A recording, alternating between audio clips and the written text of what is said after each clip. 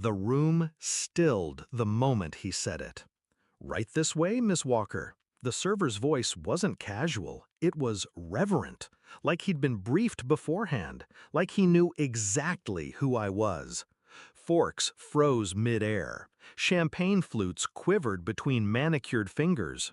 My father's face, so smug just seconds earlier, twitched, ever so slightly. They knew that name, just not me behind it, and that's when I smiled. I used to be Maddie, the family embarrassment, the artsy one, the creative black sheep among a flock of Ivy Leaguers and corporate sharks. I didn't choose their path, I chose mine: design, branding, storytelling. They called it dabbling. They mocked my tiny apartment, my thrifted clothes, my freelance gigs. "You still doing your little logos and blogs?" my sister once asked, slicing into her filet mignon like she was carving me out of her world. I played along. Let them believe it was a hobby. Let them laugh.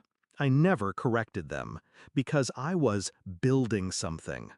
While they played dress-up with inherited privilege, I built a ghost empire, anonymous, powerful, and quietly lucrative. I launched a digital agency, hired under aliases, let others take credit publicly. My name? Never attached. Just initials, just a shadow in luxury campaigns, brand overhauls, corporate reinventions. But every empire needs a face eventually, so I chose one: Miss Walker, a name they'd never trace back to Maddie, until tonight. I didn't plan to attend my father's 65th birthday dinner. It was hosted at Eclat, one of those hush-hush restaurants where reservations were more valuable than gold. They'd bragged for weeks about getting a private dining room there. My invite came last minute, a pity gesture, I assumed. They expected me to decline, stay hidden, stay small. But I showed up, in black satin, custom-tailored, not a label they'd recognize, one of mine. Hair slicked back, minimal jewelry, confidence weaponized. They didn't recognize me at first. My brother whispered something about her actually showing up. My mother offered a brittle smile and commented on how refined I looked, like I was a rescued stray. I let them have their moment, right up until the server approached. "Miss Walker," he said, "we're honored. Your usual champagne?" Silence. Thick and immediate. My father blinked. "Wait, you know her?" The server chuckled nervously, glancing at me. "Of course, Miss Walker's agency rebranded our entire group. New identity, new clientele, complete transformation. You haven't seen the press?" I hadn't paid him to say that, but I didn't need to. Truth has a way of detonating when it lands. Flashback to 6 years ago. I'd shown them the pitch deck, one I'd spent months building. It was lean, elegant, aggressive. They laughed, said I was cute for trying. My mother warned me I'd be poor forever. My father, glass of scotch in hand, said, "You're not built for high stakes, Maddie. Stick to Etsy." That night, I walked home in the rain, alone, shaking. Then I deleted my real name from everything, became Walker, ruthless, unattached, unapologetic. I worked 18-hour days, studied behavioral branding, market psychology, algorithmic targeting.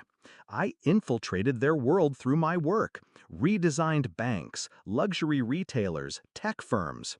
Their favorite products, reshaped by my hand. They never noticed, until now. My sister broke first. "Wait, are you saying you own this agency?" I turned slowly, took a sip of champagne. Let silence hang. Then, "No, I am the agency." Her jaw dropped.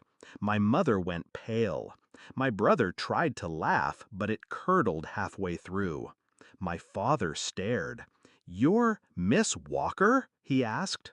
I didn't answer. The maitre d' appeared moments later. The executive chef would like to personally thank you for your work with the brand, ma'am. If you'd like to tour the kitchen. I waved him off gently. I'm dining with family, I said. Family. The word tasted like ash. That night wasn't revenge, it was revelation.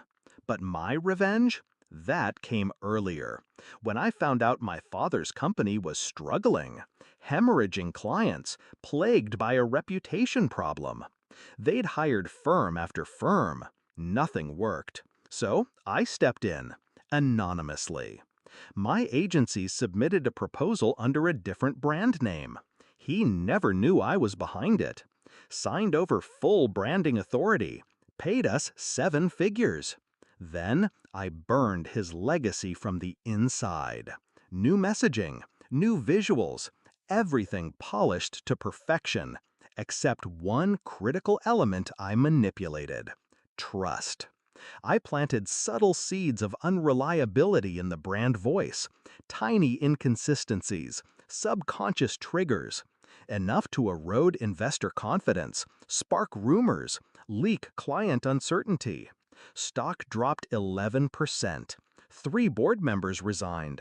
They thought it was market volatility. It was me. As dessert arrived, I could feel the shift. They no longer looked at me with pity. They looked with fear.